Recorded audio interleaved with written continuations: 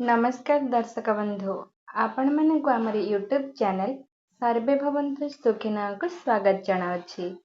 दर्शक बंधु जीवन रे करज समस्या जीवन को खूब जटिल बनाई देई थाए।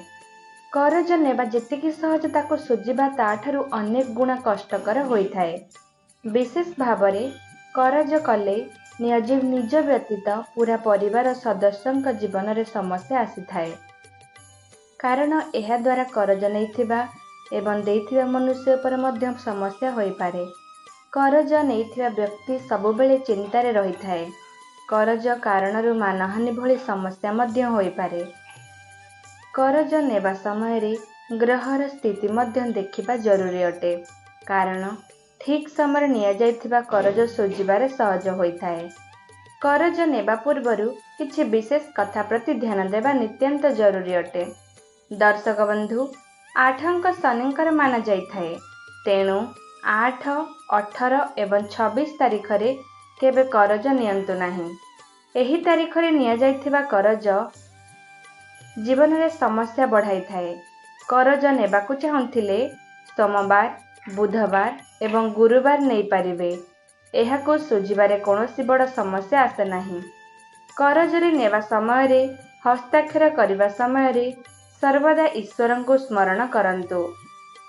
करजरु मुक्त हेबा सहज नुहे किंतु कठिन मध्य नुहे। तेणु दर्शक बंधु आज मु आपण मानकु किछि एपरि उपाय विषय कहिबी जहा आपनकु करज सुझिबारे किंबा करजरु मुक्त हेबारे सहायता करिवो। करजरु मुकुलिबार एक सहज उपाय पाई एक भल पानपत्र नियंतु। वर्तमान एही पत्र पर 2टी लवंग एवं गोटिए अलैच रखंतु।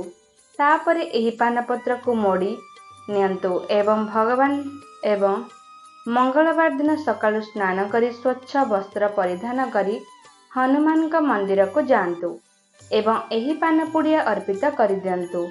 एही उपाय लगातार 3 मास मंगलवार एही उपाय करंतु। एही उपाय समय तामसिक पदार्थर सेवन करंतु नाही। सात्विकता बजाय रखंतु। खूब शीघ्र करज सुझिबारे रास्ता नजर आसिबो एवं आपण ऋणरु रक्षा पाइजिबे। अनेक समय करज नेबा परे समस्या बहुत अधिक बढ़ी जाए। आमदानी करज ठारू खूब कम होई जाए। अन्यान्य कामरे मध्य समस्या देखा देई थाए। शुभ कार्य रे बाधा आसी थाए तो व्यवसाय हठात बंद होई जाए। तेणु एही थिरु मुक्ति पाइबा पाई एक गोटा पानपत्र नेई चिकण भाग को ऊपर को रखी ता ऊपर 2टी लवंग रखंतु एवं सावधान सहित पानपत्र को उठाई प्रवाहित पानी रे भसाई दियंतु। हाथ जोड़ी ईश्वर को निज समस्या विषय कहंतु। से पत्र आपणक समस्या को निज सहित प्रवाहित करी नै जिवो। पछकु न बुली सीधा घर को पळाई आसंतु।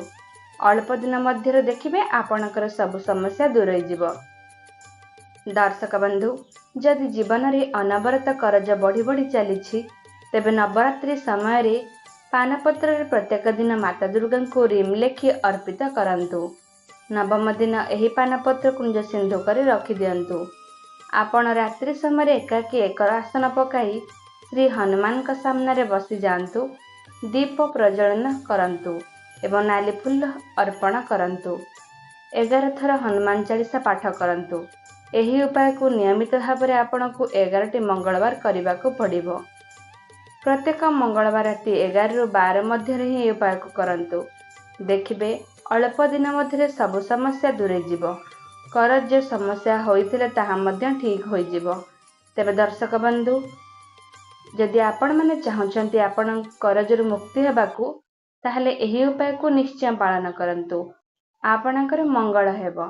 आशा करूछि आपण मानक मोर एही भिडियोटी निश्चय पसंद आसीथिबो। पसंद आसीथिले आम चैनल को लाइक शेयर सब्सक्राइब निश्चय करिवे। धन्यवाद।